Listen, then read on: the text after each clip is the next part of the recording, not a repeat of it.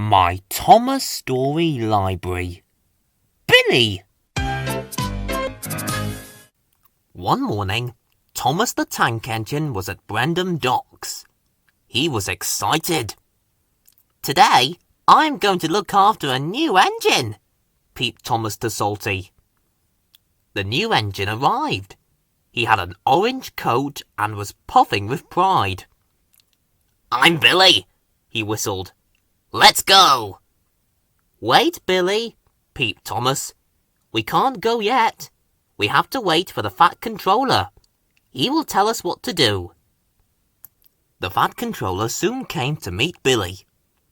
"Billy," he boomed, "you have a very busy day.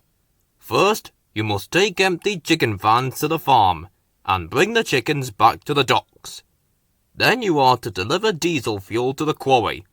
And lastly, you have to take coal to the depot." "Yes, sir," bubbled Billy happily. "Thomas, you must show Billy how to be a really useful engine," added the Fat Controller before he left. "Billy," Thomas steamed, "you must pull the chickens slowly and smoothly." "I know that," sighed Billy. He pumped his pistons impatiently. "Don't pump your pistons before you are ready to leave," whistled Thomas. "It wastes coal and water. Now, first you must take on more coal and water for your busy day," he added. "Thomas!" huffed Billy. "Stop telling me what to do! You are a very bossy engine!" Billy raced off without Thomas. "Ha ha ha ha! He thinks you're a bossy boiler, me hearty," laughed Salty. Thomas didn't like being called bossy, but he had promised the Fat Controller he would look after Billy. So, Thomas chased after him. Thomas was pleased to find Billy at the farm, but Billy wasn't pleased to see Thomas. "Billy, you must take on coal and water," he said. "Don't tell me what to do, Thomas," huffed Billy. "You are a very bossy engine." And he steamed off to the quarry. "Silly Billy, you've forgotten the chickens!" Farmer McColl called out. "Bother him," wheezed Thomas, and he chuffed quickly off after the impatient engine. Thomas was pleased to find Billy at the quarry, but Billy wasn't pleased to see him. "You didn't pick up the chickens," puffed Thomas, "and you still haven't taken on more coal and water." "Stop telling me what to do, Thomas," huffed Billy. "You are a very bossy engine." Billy steamed off. Mavis gasped. "He's forgotten our diesel!"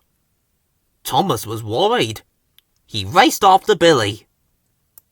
Thomas was pleased to find Billy at the depot, but Billy wasn't pleased to see him.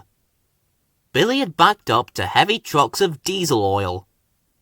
"They need this diesel oil at the quarry now," peeped Thomas, "and you still haven't taken on coal and water."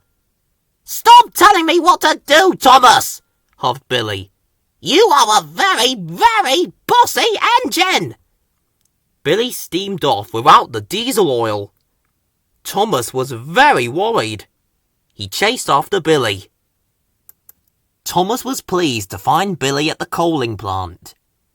Billy was backing his trucks under the hopper, but he didn't see Percy there, and he biffed him right under the hopper.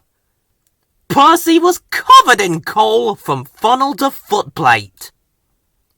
"Watch out, silly Billy," Percy peeped.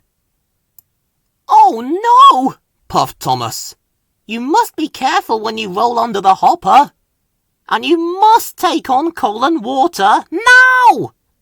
"Thomas," huffed Billy, "stop telling me what to do. You are a very bossy engine." Thomas was very unhappy. He didn't want to be called bossy anymore. "Do whatever you want, Billy," he wheezed.